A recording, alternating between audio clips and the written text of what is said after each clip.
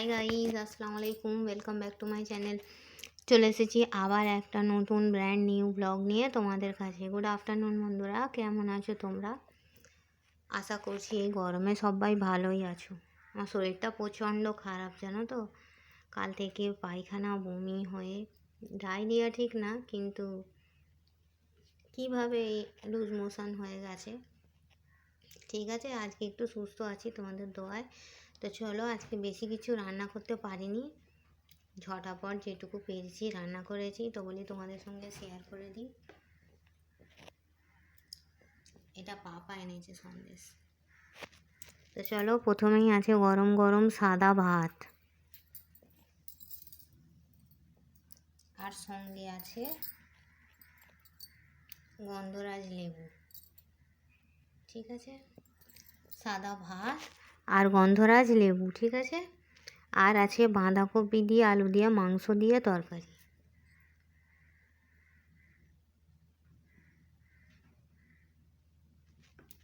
আর আছে এখানে রুই মাছ, কাটাপোনা মাছ এনেছিল, রুই মাছ দিয়ে আলু দিয়ে বেগুন দিয়ে বরবটি দিয়ে অল্প তেল মশলা দিয়ে আর কি কষিয়ে আর কি রান্না করেছি দেখো।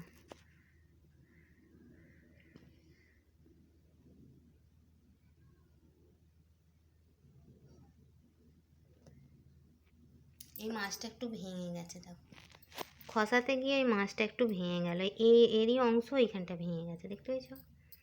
আর এই সন্দেশটা বললাম কালকে পাপা এসেছিলো, মাম্মি এসেছিলো, এটা পাপা এনেছে সন্দেশ।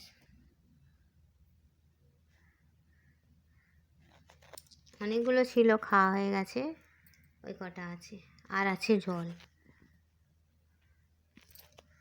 ঠিক আছে বন্ধুরা, আমার জন্য একটু দোয়া করবে, শরীরটা বহুতই খারাপ, এত উইকনেস লাগছে না, বসে থেকে থেকে যখন উঠছি মাথাটা যেন ঘুরে যাচ্ছে আর চোখটা আঁধার হয়ে যাচ্ছে একদম। একটু দোয়া করো আমার জন্য।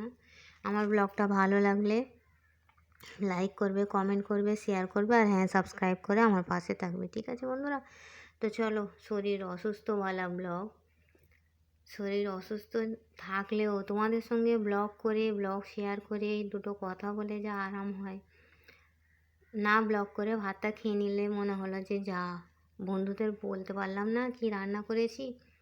হয়তো তোমাদের বলি কমেন্ট বক্সে জানাতে, তোমরা হয়তো কারণবশতভাবে জানাতে পারো না, কিন্তু আমি জানিয়েই তোমাদের শান্তি পাই, কেন কি জানি। আগেও তো ব্লগ করতাম না, তখন কিন্তু এরকমটা হতো না। ঠিক আছে, তো চলো, এই বলে আমি আমার ব্লগটা ছাড়ছি। সবাই আমার জন্য একটু দোয়া করো। Thanks for watching. আর হ্যাঁ, কে কে খাবে আমার সঙ্গে, আমাকে দেখতেও চলে এসো আর খাবে চলে এসো। আল্লাহ হাফিজ।